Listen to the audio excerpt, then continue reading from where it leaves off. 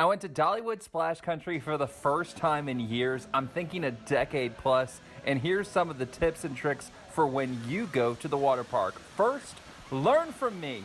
Sunscreen, sunscreen, sunscreen. I forgot to put some on, and you can watch me go from pasty white in the beginning of the video through red throughout that birthday trip. That video is down in the description below. Also, proper footwear.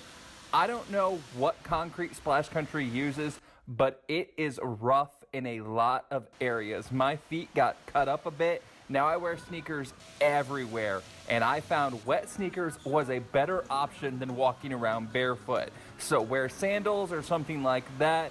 You can't wear them on some of the rides, so you will have to walk barefoot on some places, but your feet will thank you for mostly wearing shoes. Continuing along that trend, wear whatever shoes you have when you're going to ride the water coaster. Walking on the boardwalk is brutal hot and will burn the bottom of your feet. There's a sign warning you, and it is no joke. Honestly, I don't know why Dollywood doesn't have a sprayer on it like they do in the line further up. But wear whatever shoes you have, and you don't have to wear them on the ride. You can leave them on the on-platform cubbies like plenty of other regular roller coasters have for loose articles. If you're interested in buying one, don't buy the H2O Pass until you get there. H2O Pass is the water park version of Time Saver. There are two options. Option number one, you can use 8-line expediters for $55 or unlimited for $70. There's a discount for Gold and Platinum Pass members.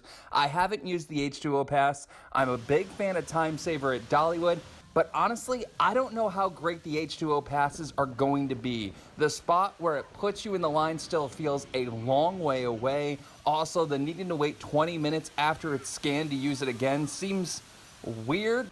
But if it's a decent wait after it gets scanned, the 20 minutes shouldn't be a factor, but then you're waiting 20 plus minutes in line. So unless it's a really crazy line, I don't know how much time saver it's going to be. This is all just from what I've read from the description. Like I said, I haven't used it personally. If you've used the H2O Pass and you like it or don't like it, please comment section down below. Let us and the viewers know why it is a good or bad thing and worth the money or not worth the money. Here's what makes 0 sense to me, the 8 lines cut for $55 option. There are 10 rides that H2O Pass is available for, and you can only do 8 of the 10 with no re-rides with the $55 option without having to wait in the full line. Feels like it should be at least 10 line expediting passes, but I digress. Now back to the tips and tricks. Another mistake I made that you shouldn't. This wasn't a big deal, but you can make life easier on yourself picking different lockers than what I picked. Don't use the ones right here in the front as you get in. Everyone goes there and it's jam of people, and there's a better locker location right here next to the wave pool. It's more centrally located, less people to deal with, and it's in a slightly bigger area.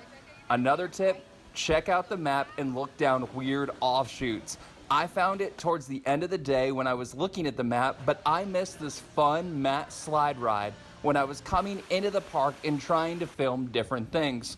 Also, I heard and saw multiple people walking through this area trying to find, hey, where's this, where's that? And they kept walking past the area where they were trying to go because it's a weird little offshoot. It also means less people are going to be back there, so it's a nice little way to tuck back in and get to a theoretically less crowded line because it's not completely obvious, and checking out the maps throughout the park is key to a successful day so you don't miss anything.